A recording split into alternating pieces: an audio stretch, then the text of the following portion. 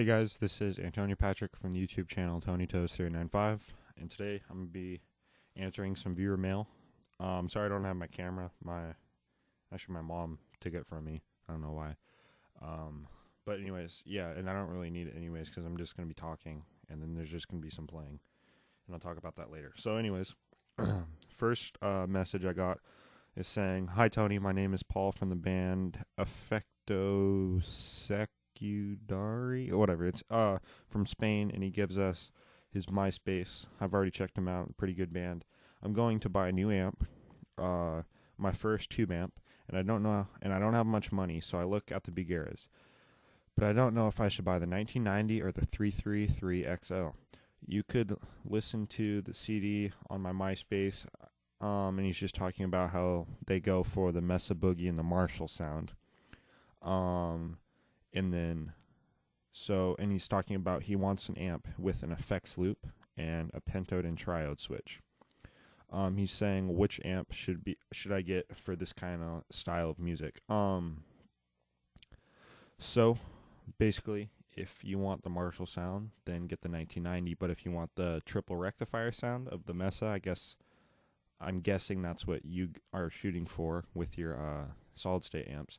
Actually, Bugear is making, if you wait a couple of months, Bugear is making a 120 watt or 150 watt amp head that copies the Mesa triple rectifier really good. It actually has 3 rectifier tubes in it. Not that that matters, but it doesn't have as much preamp or power tubes, but it comes pretty close to tone. So if you want to wait 6 months, then get that. But the 333XL is more after the PV5150 tone. Yeah, I don't know if those are the right numbers, but anyways, you get the point. So 333XL is like Joe Satriani's like PV. So I don't think that's the tone you really want to go for. But the Bugear 1990, and you also mentioned about cleans, I think, in here too. So nice cleans, nice overdrives. There's not 3 channels, so basically the clean channel has a lot of gain on tap too, and then the second channel is full out, just distortion. Yeah, I really like that amp. I was thinking either the 1990 or the 333XL when I got this amp, and I chose the 1990, and I wouldn't regret it. It's a really good amp. So hope that answered your question. Second message is, hey man, if you could help me decide, it's between the 1990 or the Bugear BC30, which is modeled after the Vox AC30. I basically playing a cover band, which is pop and punk. He just talks about how the tones that he wants is like Sunny Day, Real Estate, Save the Day, Weezer, and etc. I like being able to have really nice cleans also. Which amp do you think is better to fit that genre? I also have a preference for combos, as it's plenty of power for most gigs, but I'm not completely opposed to a stack. Thanks, man. And he also talks about an attenuator if he drowns out the other guitarist.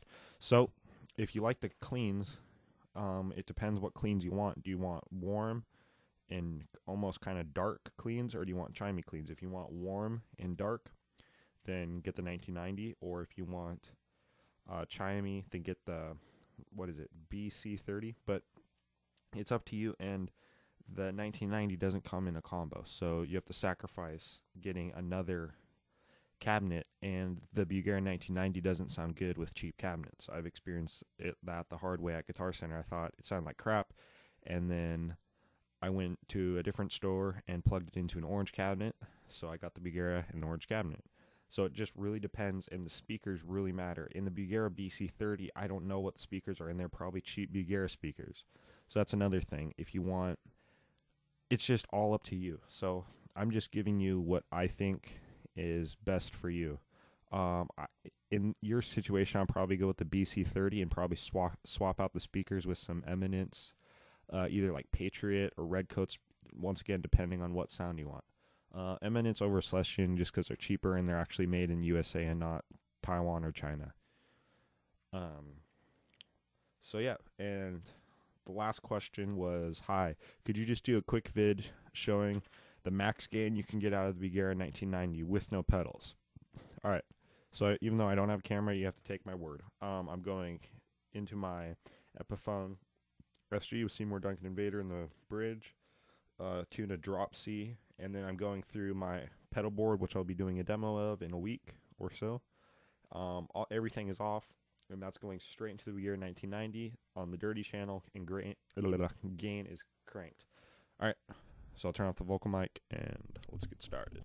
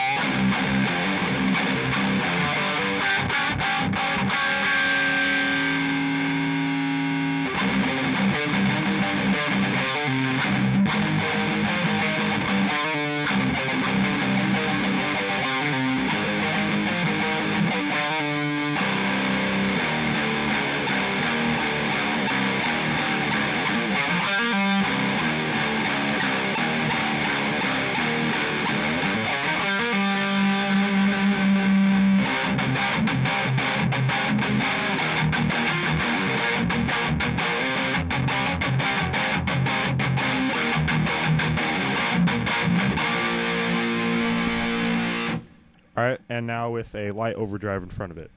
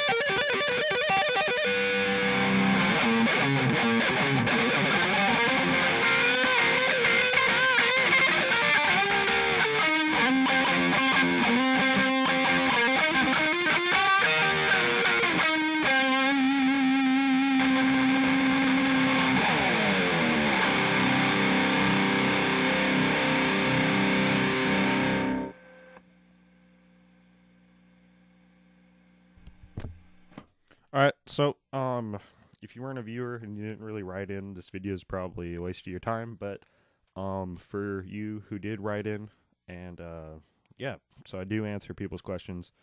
And this involves like everyone. If you have a question, if you want me to demo a piece of something, I might be able to get my hands on it. So even though I am like 15, I do have a lot of resources. So just a heads up on everything I'm be doing for like the month of June. Including, I might be doing a demo of my rhythm guitarist amp, which is a Jet City, whatever, 20 watt something, and then my pedal board, which has a Boss ME50, a chromatic tuner, small stone, and a Crybaby wah, and yep, that's pretty much it. And then my pedal board, which